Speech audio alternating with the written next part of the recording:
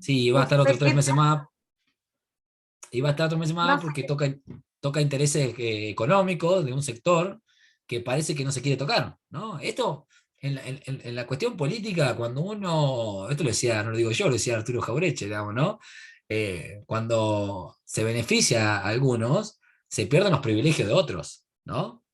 O cuando, mejor dicho, Jaureche decía, cuando se reconocen los derechos de las minorías, de las mayorías, las minorías pierden los privilegios, digamos, ¿no?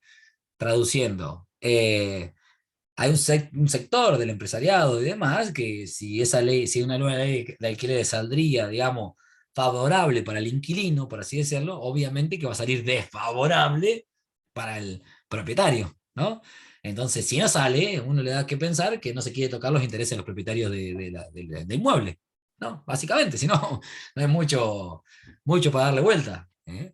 Entonces, en eso, digo, me parece que hay una cuestión ahí que el gobierno tiene que dar una vuelta de timón en la política económica, en este caso, hablando de lo que dice Romy, que es un problemón que hay en toda la Argentina con el tema de los alquileres. Es un problemón. Y que, digamos, ya tendría que estar en la agenda gubernamental. Está, como dice Romy, sí, está hace 3 meses en Cámara. Y no pasa nada. O sea, está ahí, está ahí. No, lo vimos en la unidad de uno de cuestión social. A veces la cuestión social también se oculta, ¿no? Lo vimos en la primera unidad de cuestión social. A veces la cuestión social se tapa, ¿no? A veces se reprime y a veces se tapa, se oculta. Bueno, acá no se está reprimiendo, pero sí se está ocultando esa cuestión social de lo que tiene que ver con las viviendas. Bien, dicho esto, sigo para no entretenerme. A ver si ustedes cuando ustedes vean, avísenme. Cuando vean que estamos compartiendo en pantalla, avísenme, por favor. En negro ahí, por acá. Sí, sí, ahora va a aparecer. Ah, Ustedes me dirán ahí cuando está. aparece. Bien. Bueno, nada, los datos, más o menos para que se acuerden, pero no, es que eso toma al final y nada por el estilo, obviamente que no. Pero son 90 lucas para no ser pobre, en una familia de 4 integrantes, ¿no? Un solo ingreso de 90 lucas. Si tenés un solo ingreso de 90 lucas para 4 integrantes, digamos, sos pobre. ¿Mm? Y si tenés un ingreso de 40 lucas para 4 integrantes, sos indigente. ¿Bien? Esa sería como la medición que se hace, digamos, en cuanto a lo económico. ¿Mm? Ahora, ¿la pobreza solo insuficiencia de ingreso? No, no es solamente insuficiencia de ingreso. Eh, y acá lo dice algo, que esto está bueno que lo tengan en cuenta porque es una pregunta final. Las políticas que hoy se presentan como de lucha contra la pobreza, me faltó el son tan pobres como las personas a quienes se dirigen. ¿Eh? O sea, esto es casual, esto es inocente. No, son políticas paliativas que se hacen y que apuntan a mantener la funcionalidad que tiene la pobreza para el sistema capitalista. No es que, a ver, lo de la ley del clima no es casual que no se haya reformado ya. No, no es casual, no es inocente. Tiene, persigue un interés, resguardar sin duda los intereses del sector empresarial o de propietarios de inmuebles, por así decirlo. Nada es casual, nada es inocente, son decisiones políticas, digamos, ¿no? Bueno, nada, eso quería decir, no me quiero enojar, si no después me enojo y...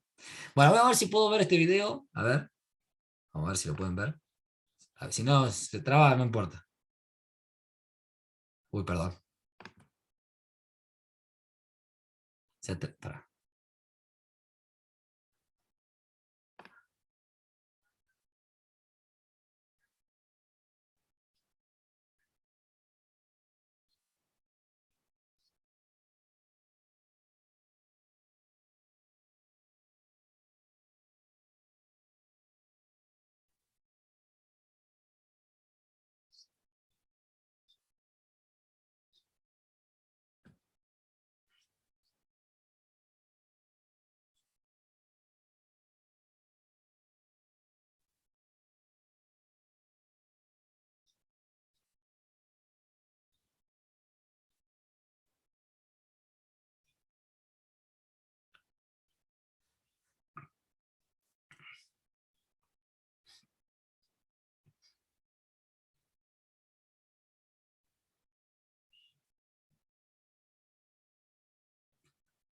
Bien, ¿se pudo escuchar algo? ¿No? Bueno, no importa, después se los mando. ¿Qué problema es con el Zoom y con los videos? Después se los mando. Es la escena capaz que ya algunos lo han visto, de Esperando la carroza, de que habla tres empanadas, dice, ¿no? Bueno, nada, después se los mando por video. Tiene que ver con Brandoni, que hace un papel, ¿no? Y que habla de una escena humorística, pero tiene mucho trasfondo, porque dice tres empanadas. Dice, ¿sabes qué tienen para comer? Y está comiendo las empanadas. Y el hermano le dice, empanadas, pues tal vez venía comiendo. Y dice, y le dice, tres empanadas. Dice, habla de una, dice, bueno, dice, menos mal que mis hermanos tienen una pobreza digna. Y el hermano le dice, no, dice, no, no es tan así. Sí, dice, "Bueno, es una pobreza digna, ¿no? Bueno, esto es mucho, este un poco de humor como después se los paso, pero tiene que ver justamente con algo que se habla mucho en la parte social o en la parte del trabajo social, esto de que, bueno, es pobre, pero no tan pobre, o sea, nada, es digno, zafa, digamos, ¿eh? Bueno, nada, nosotros tenemos que trabajar con absolutamente todas las personas que están en situación de pobreza para justamente garantizarle una buena calidad de vida, ¿eh? Dicho esto, pasamos justamente a las necesidades básicas satisfechas, que es otro índice de medición de pobreza, ¿eh? Este índice tiene que ver con los hogares. Pueden anotarlo si quieren, después se los paso igual, pero como para que tengan en cuenta. Esto tiene que ver con el hogar, con la parte de infraestructura. Se consideran hogares con necesidades básicas satisfechas aquellos que presentan al menos ¿eh? uno de los siguientes indicadores de privación, o sea que no tienen. Las viviendas con hacinamiento crítico, ¿qué quiere decir? Los que viven hacinados. No sé si alguna vez escucharon la palabra hacinamiento. ¿Escucharon alguna vez esa palabra? Sí, ¿no? Bueno, hacinamiento hay por Cuando hay doquier más ahora. de cierta cantidad de personas bajo una habitación que no cumple Exacto. con las necesidades básicas de higiene, salud, Bien, eh, distanciamiento. exacto. Eso es hacinamiento. Son más de tres personas por cuarto. Lo cual hace que vivir hacinado, vivir, digamos, en la jerga del trabajo social, cuando vas a la casa y te dicen, acá vivimos todos amontonados, ¿tá? Que no tienen cucheta, tienen tricheta, cuatricheta, tienen a veces, vos ves que, por ejemplo, tienen tres camas, ¿no?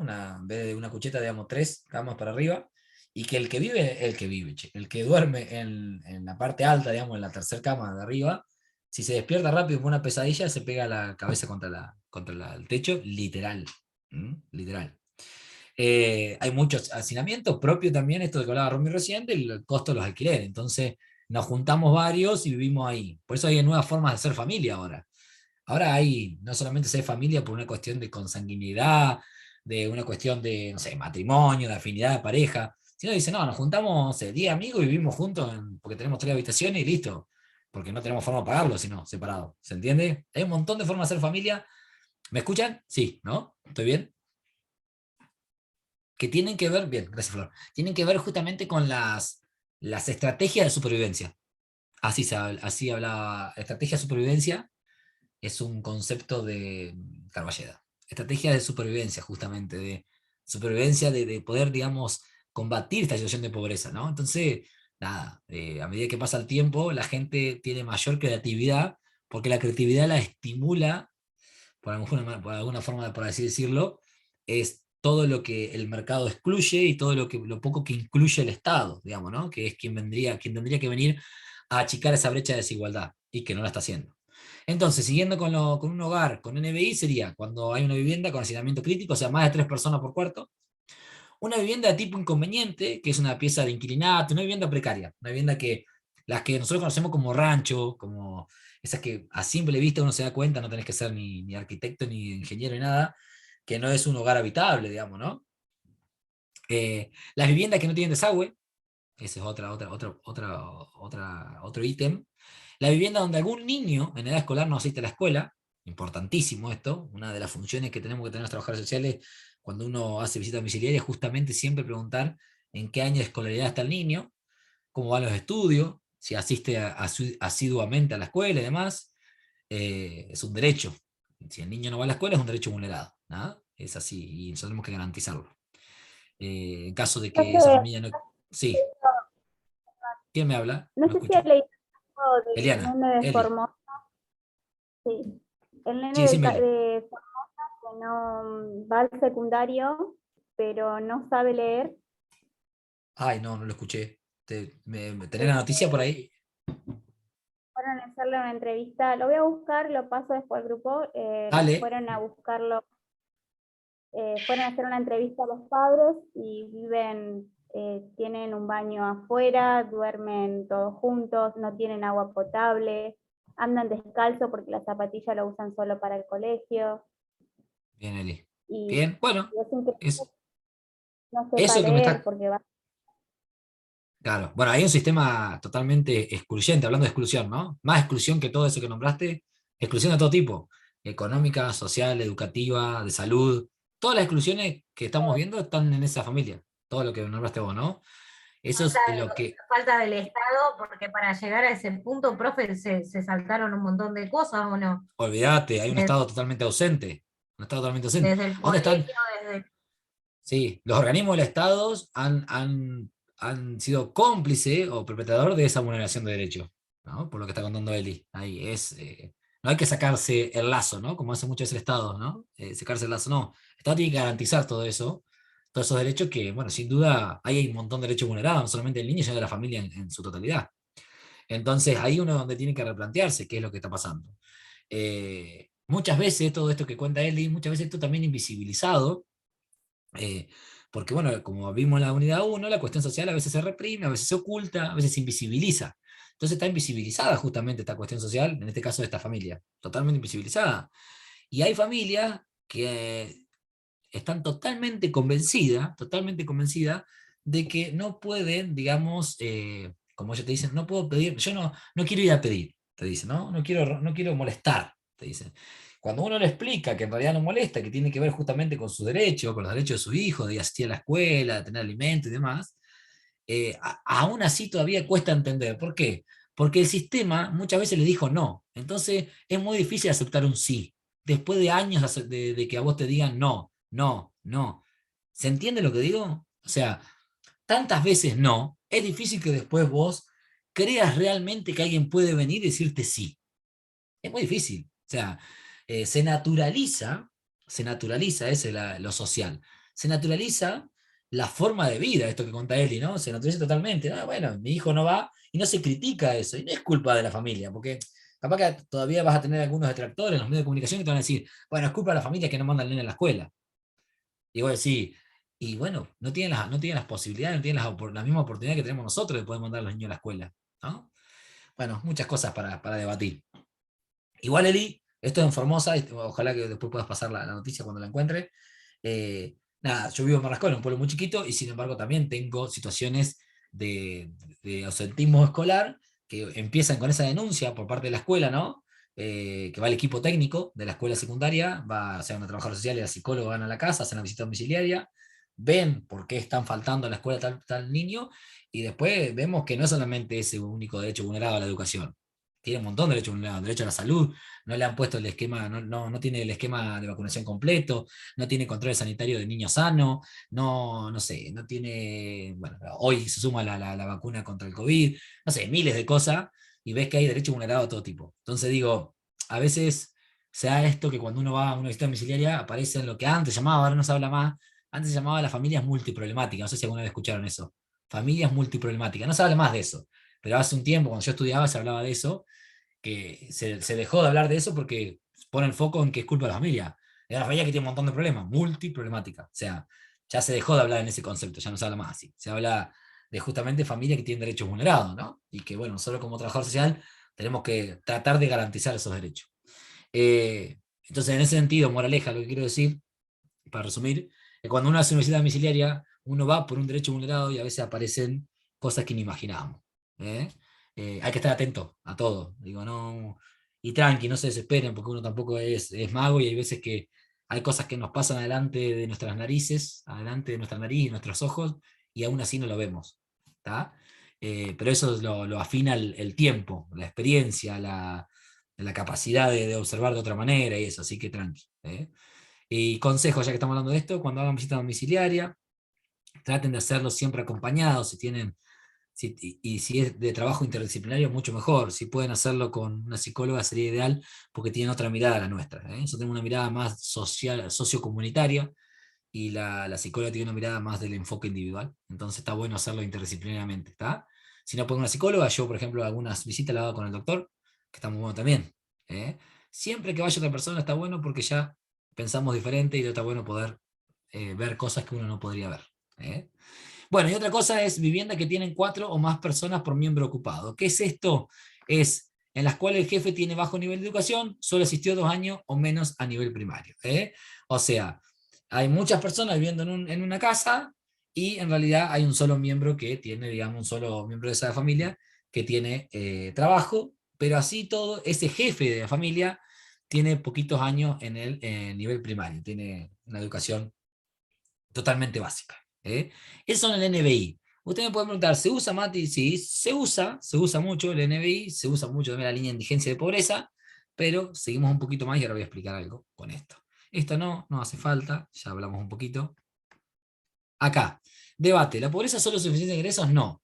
Pueden existir hogares pobres en ingresos, pero con acceso a servicios públicos de alta calidad, o sea, que tengan, por ejemplo, una casa pobre, pero que tenga al lado un hospital público de alto nivel, obviamente que puede pasar, de hecho la salud pública es uno de los grandes valores que tiene la Argentina. Los niveles educativos en ascenso, obviamente que una forma, como dije recién, de cortar con la pobreza, que es justamente asistir a la escuela, asistir al sistema educativo en sus diferentes niveles. Hace un tiempo, no sé si ustedes se acuerdan, que una funcionaria, una gobernadora de la provincia de Buenos Aires, dijo que a la universidad asistían solamente, no, a que a la universidad no iban los pobres, no asistían los pobres. ¿Se acuerdan de eso? ¿Alguien lo recuerda o estoy yo solo, no? ¿No? ¿Nadie se acuerda?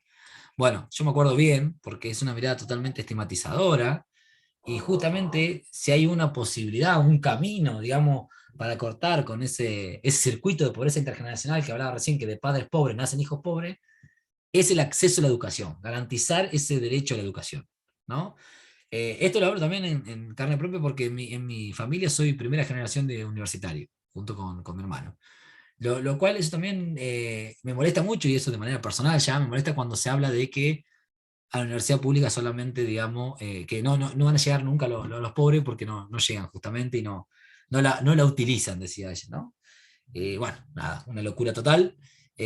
Vemos un montón de personas, esto cuando se dio a la universidad pública, hablaban de mi hijo el doctor, no sé si alguna vez lo escucharon. Mi hijo el doctor era como una forma de decir de alguien de recursos muy bajos, de clase social baja, que bueno, por fin tenía la posibilidad de mandar a su hijo a la universidad, digamos, y de poder cortar con ese círculo de pobreza en el que vivió tantos años. Y vemos hoy un montón de familias, ustedes lo van a ver en las prácticas, acuérdense de lo que les digo, que hacen lo posible y hasta lo imposible por mandar a su hijo a estudiar. Hacen hasta cosas que ni te imaginaría para poder justamente tener un hijo universitario, que pueda tener, digamos, el día de mañana un mejor empleo y poder desarrollar una profesión que justamente le guste, con todo lo que eso implica. Y además esos hogares que pueden ser pobres en ingresos también pueden tener obviamente mucha resiliencia, esto de que decía recién, que pueden hacer lo imposible para que tengan su hijo una mejor calidad de vida.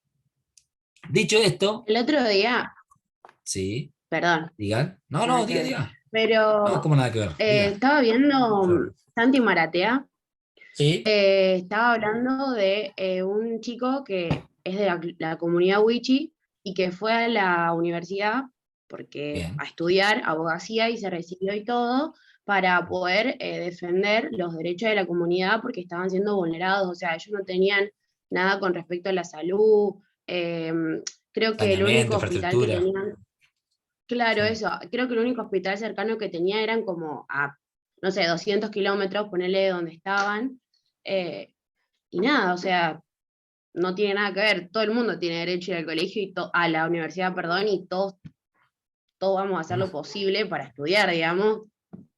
Qué Exacto, pavada exacto. decir que solo los No, pobres no van no, a ir.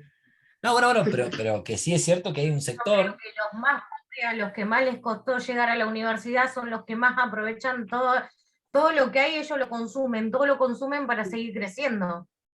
Sí, Sí. pero yo digo, hay un sector que cree firmemente, digamos, es que digamos que el pobre es pobre porque quiere, por eso no tiene ninguna forma de querer superarse, Entonces por eso nunca iría a la universidad, nunca tomaría un trabajo y demás. Es una mirada, como les dije hoy, estigmatizadora, discriminatoria, bueno, de lo que venimos hablando hace un poquito. Y sí, no lo sigo a Maratea, pero ¿cómo es? Pues es un tema para charlar más tarde, pero no estoy No, con... o sea, lo que yo digo de él fue que él Sí. visibilizó esa causa porque yo, por ejemplo, no Bien, tenía ni idea que existía esa comunidad, ¿no es cierto? comunidad Wichi, Y claro, ahí, sí. claro, y ahí empecé a ver todo lo que habían hecho y bueno, más allá de la colecta que él hizo y todo, pero ahí Bien. vi lo del chico este. Sí, sí, sé que está muy comprometido con causas sociales y está bueno porque aparte uno visibiliza algunas cuestiones sociales que uno no las tenía en cuenta. Así que genial. Pero bueno, ahí tenemos un caso de alguien que en caso de no tener una universidad pública nunca hubiese podido acceder a la educación universitaria, de ninguna manera. Entonces, ahí tenemos un ejemplo concreto. Gracias, Flor.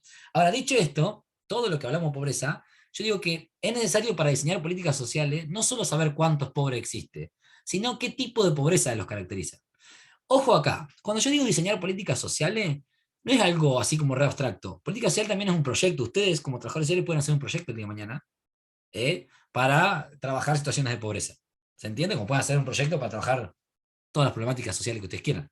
¿Se entiende? Porque cuando uno habla de diseñar políticas sociales parece como que, no, eso es regroso, eso lo hace solamente el ministro de Desarrollo Social. No, mentira. Las políticas sociales pueden ser planes, programas o proyectos.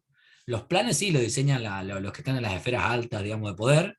Los programas también, pero los proyectos los diseñamos los que estamos en territorio, los locales, los que estamos ahí, mano a mano con la gente, con la comunidad. ¿Tá? Entonces, en ese hacer proyectos o una intervención, o lo que sea, por ejemplo, la visita domiciliaria, tenemos que tener en cuenta el tipo de pobreza. Y ahora vamos a ver por qué. Porque una cosa es, digamos, esto de la subida o la bajada de la estructura social. Estos sí son pobres estructurales, los pobres históricos, esto que decía recién la pobreza intergeneracional, de padres pobres nacen hijos pobres. O los recientes, los famosos NUPOS, los nuevos pobres. No es lo mismo abordar un tipo de pobreza que otro tipo de pobreza. Ejemplo, con la pandemia se vio que muchas personas que antes se dedicaban a los trabajos de jornalero, por ejemplo, no sé, un plomero, instalador de aire acondicionado, un albañil, un gasista, lo que quieran de todas esas cuestiones, que trabajan de manera informal, son jornaleros, pero que tienen un trabajo estable y que ganan un buen dinero, por trabajar obviamente. ¿Se acuerdan que en el primer periodo de la pandemia, que no podían salir, estábamos todos encerrados, se vieron totalmente afectados? Porque esas personas, si no trabajan, no reciben ningún ingreso. No es como nosotros los que trabajamos en relación de dependencia, que por más que no vayamos a trabajar, el sueldo lo cobramos igual. No. En este caso, si no trabajan, si no instalan un aire acondicionado, no van a cobrar. Si no instalan, no sé, no van a limpiar un calefactor, no van a cobrar. Entonces, ahí se convirtieron en los nuevos pobres, porque de alguna manera, para simplificarlo. Y cayeron, como ellos decían, al servicio social. Me pasó a mí en el hospital. Ahora, yo ahí, con esos nuevos pobres, que era una medida transitoria esto del gobierno, que estábamos todos encerrados y demás, yo intervengo de otra manera. Ahí sí puedo usar un parche para esa situación de pobreza. ¿Qué es un parche? Puedo usar un IFE, un ingreso familiar de emergencia, como usó el gobierno nacional. ¿Se entiende? Eso es un parche. Es un parche a la situación. Ahora, no puedo utilizar un IFE para la pobreza estructural, histórica, porque no sirve de nada, porque son parches, parches, parches, y ese jean se rompe en algún momento, por así decirlo, ¿no? A ver si se entiende la metáfora. Con esa persona tenemos que hacer un proyecto a largo plazo.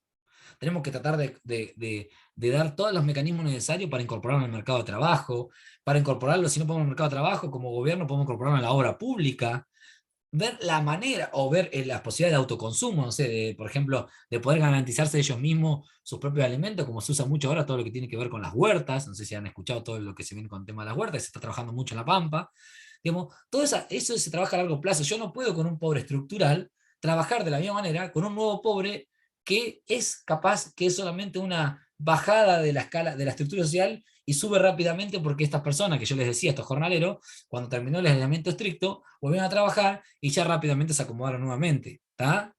Entonces digo, no es tener en cuenta cuando vamos a intervenir en una visita domiciliaria, es cuántos pobres existen en la casa, cuánto esto, cuánto lo otro. No, es el tipo de pobreza sobre todo. Yo no intervengo en una casa que es pobre de la misma manera que en la de al lado, que es otro tipo de pobreza, porque son pobrezas diferentes seguramente. ¿Tá?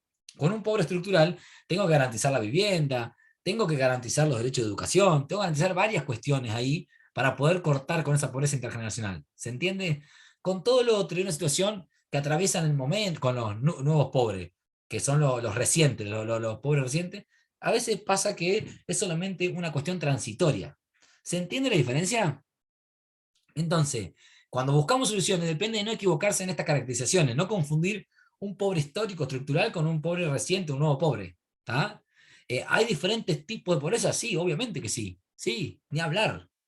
Y hay tanto tipo de pobreza como familias sí, existen, de hecho. ¿Tá? Y cada familia es un mundo. Y bueno, y hay particularidades y hay contexto que hay que analizar.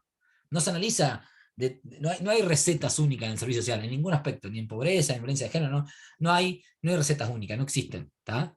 Entonces, moraleja de todo lo que venimos hablando, de ninguna manera puede verse el ingreso como el único problema en situaciones de pobreza. Si vemos que solamente tiene que ver el ingreso, estamos equivocados. ¿Tá? Es un error conceptual. No es solamente el ingreso. Tiene que ver con los derechos educativos, con los derechos de salud, con los derechos de vivienda, infraestructura, saneamiento, todo lo que se imaginen con respecto a las necesidades básicas. ¿Tá? Bien, no solamente el dinero.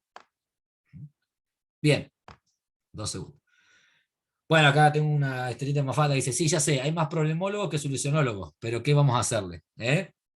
Nada, esto es un poco seguir como un poco de humor, pero seguir insistiendo en esto de que se habla mucho de pobreza, se investiga a los pobres, bla, bla, bla, se los estudia todo, pero nadie da una verdadera solución. Esto que decía lo vuelve, ¿no? Las políticas de pobreza son tan pobres como los pobres que se dirigen. Bueno, entonces, Mafalda hace un poco ese juego que hacía lo vuelo hace un ratito. Bien, esto es Zampani, pero no me quiero extender mucho, a ver si puedo resumirlo un poquito. Ah, no, estamos viendo, muy bien. Bien, este es el texto de Zampani. Les pido un esfuercito más. Uy, perdón. Esperen, que hice una macana. Ahí está. Zampani, bueno, estoy tocando todo.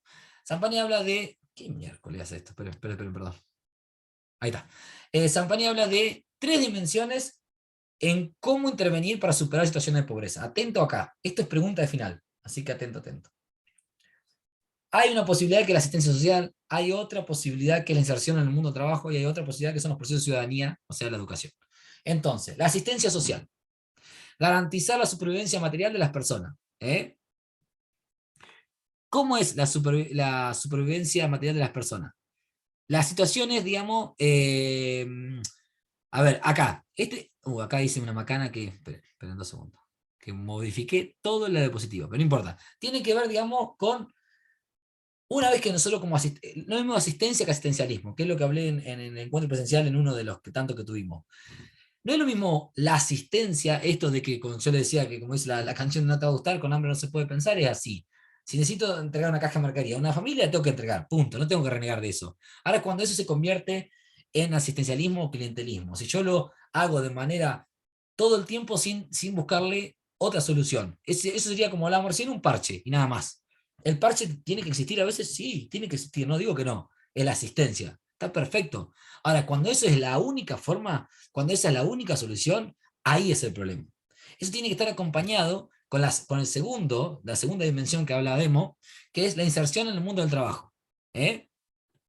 Digamos, tratar de alguna manera de que esas personas se inserten en el mundo del trabajo. Van a decir, Mati, pero nosotros como trabajadores sociales no podemos hacer eso. Sí se puede. ¿Cómo se puede? Cuando ustedes trabajan en la municipalidad o en diferentes áreas del Estado, van a ver que hay unas líneas de crédito, por ejemplo, que se llaman línea de crédito de economía social, de desarrollo productivo, que tienen que ver con la manera de generar trabajo genuino. ¿Qué es esto? Por ejemplo, vamos a suponer que Eli es muy buena haciendo pastas para su familia, cocina muy bien y es muy buena haciendo pasta. No tiene trabajo y le digo, che, Eli, que sos muy buena haciendo pasta, ¿por qué yo no te doy un crédito del Estado que vas a devolver en 5 años sin ningún tipo de interés, y lo vas a devolver 5 años, 1 año de gracia, o sea, durante 1 año no vas a pagar nada, te vas a comprar todas las máquinas de pasta y en vez de hacerle pastas a tu hijo, que seguía haciéndole, no hay ningún problema, a tu familia, hace también para vender. Y se convierte eso en tu trabajo, en tu fuente de laburo, en tu fuente de ingreso. ¿Se entiende? Eso es una forma de insertando en el mundo del trabajo. Otra forma que hoy están haciendo mucho, que les hablé recién de las huertas, hacen huerta no solamente para autoconsumo, sino para vender también verduras y frutas. Digo, hay muchas cosas que bien van de la parte micro. Los proyectos que nosotros hacemos, trabajadores sociales, parten de lo micro social. No hablemos de algo macro, no sé, no hablemos de cambiar la estructura del sistema capitalista, porque ahí estamos divagando y nos estamos yendo como re lejos. Vamos a lo nuestro. ¿Cómo intervenimos? ¿Cómo hacemos para que genere trabajo? Nada, diseñar, ejecutar y evaluar políticas sociales que justamente generan laburo. ¿Se entiende? Ni más ni menos. Eh, ¿Cómo más podemos hacer, además de generar María, laburo? Sí, sí, ¿quién te habla? con respecto a eso, Romina, Sí, con Romy. respecto a eso, de los, ¿cómo es que se llama? Los créditos de economía Los social, créditos de micro, sí.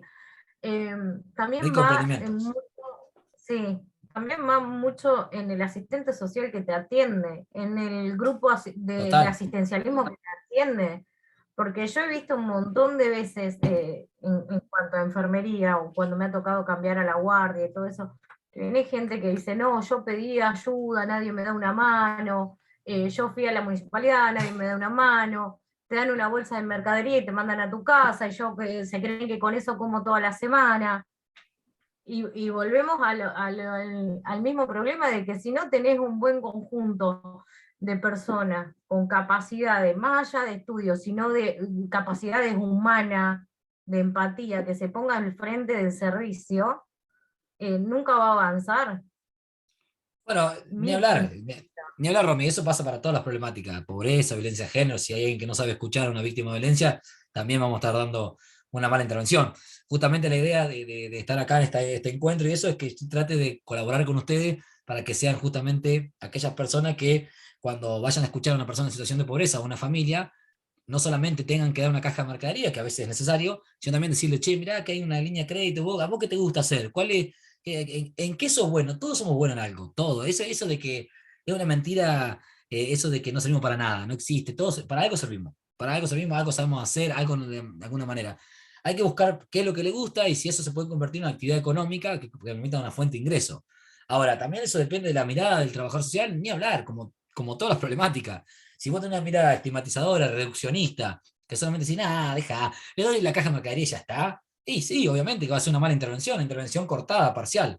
Ahora, si vos decís, voy a trabajar a largo plazo, y sí, vamos a tener que generar una buena entrevista para ver si esa familia, o una o varias entrevistas, para ver si esa familia es acreedora o no de un crédito de economía social. Tiene que tener garantía, no una garantía como en el banco, porque no necesitas garantía como en el banco, la línea de crédito de economía social. Es una garantía de querer superarse, de querer salir adelante, ¿no? Y eso lo olfateamos nosotros, con nuestra experiencia. ¿Eh? Pero sí, Creo Romy, que eso es también como. también Sí. puede que nos encontremos con familias que no quieren salir adelante, sino que o sea, que les dé soluciones, pero no las quieran y nada más quieran el asistencialismo. Eli, se cortó un poquito, pero sí entendí que a vos, me parece que vos me estás diciendo que hay familias que no quieren salir adelante y que quieren seguir toda su vida en el asistencialismo, ¿no? Claro. Son las menos, pero hay, sí. Hay, pero son las menos. El tema es En que este dentro de caso, esa familia. ¿qué se hace? Bien, ahí ¿Qué vamos. se puede Dentro, hacer en este caso? Bien, como siempre digo, no hay recetas únicas para el servicio social, pero en mi caso yo te cuento mi experiencia. Ahora cuando se termine, chica, yo les pido un esfuerzo más porque estamos terminando. Terminamos el debate con Eli, son 10 minutos más y terminamos la clase. ¿Me hacen la gamba? Digo, para no hacer otro encuentro para terminar con pobreza. Dale. ¿Eh? ¿Les parece? ¿Quieren que salgamos y retomemos rápido con el debate que me plantea Eli? ¿Les parece? ¿Sí? Sí, Es profe. 10 minutos. 10 minutos nomás les pido. Sí, 10 profe. minutos. Retomo con Eli el debate de Eli y termino con una historia, ahí con Zampani y ya está, no la molesto más. Dale, rapidito. Bueno.